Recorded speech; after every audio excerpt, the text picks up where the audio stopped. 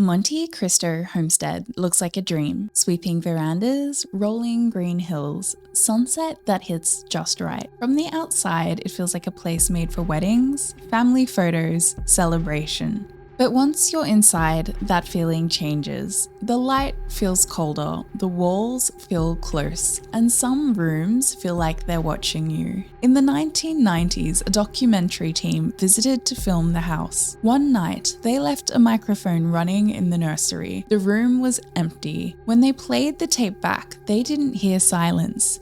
They heard breathing, footsteps, and then a voice.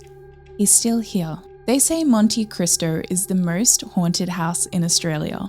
You're about to see why. In 1885, a man named Christopher Crawley arrived in the town of Junee, New South Wales. He wasn't wealthy, but he bought land near the newly built railway and got lucky. Within a few years, he was one of the richest men in the district. And on a hill overlooking the town, he built a mansion. He named it Monte Cristo, Mount of Christ. Inside, everything gleamed: red velvet drapes, cut glass chandeliers, French furniture, imported silk, gold-rimmed portraits, marble fireplaces. It looked like a cathedral that belonged to royalty. Locals admired him, but behind the charm, something darker lingered. The stories started early. A maid reportedly fell from the upstairs balcony. Some say she jumped. Others swore they heard her scream. A stable boy died in a fire. He'd been locked inside the coach house. The blaze destroyed everything, but the fire's cause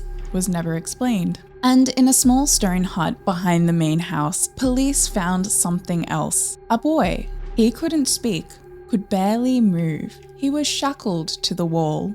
His name was Harold. He had severe disabilities and had likely been kept there for years. He was rescued, but shortly after, he died. When the Crawley family moved out in the 1940s, the house was left to rot. The windows shattered, the roof caved in.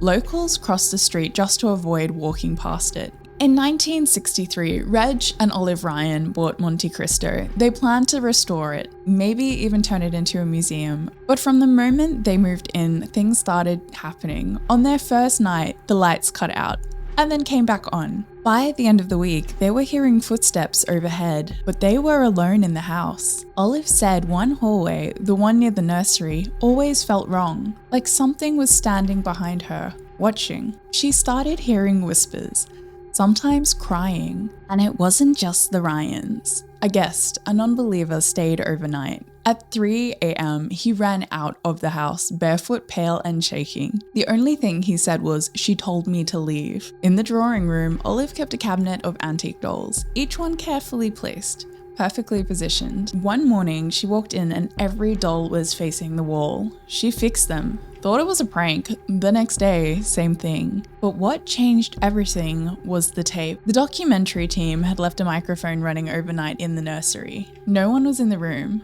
When they played it back, the first thing they heard was static. Then a slow shuffle, then a knock. Soft, singular. And then a woman's voice. It was close and crisp, like she was standing right next to the microphone. They checked. The voice didn't match anyone on the crew. Until then, the Ryans believed that the spirits belonged to those who had died in the house. The maid, the boy in the fire, Harold. But this voice didn't say, "I'm still here." It said, "He's still here." Since then, the stories have only grown. Visitors see shadow figures pass across doorways.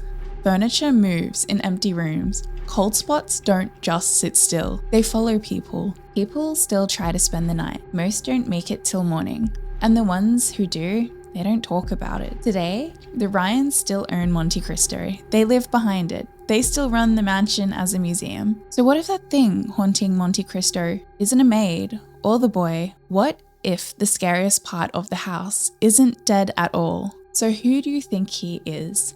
A shadow left behind by Crawley? Something older? Something that's always been there?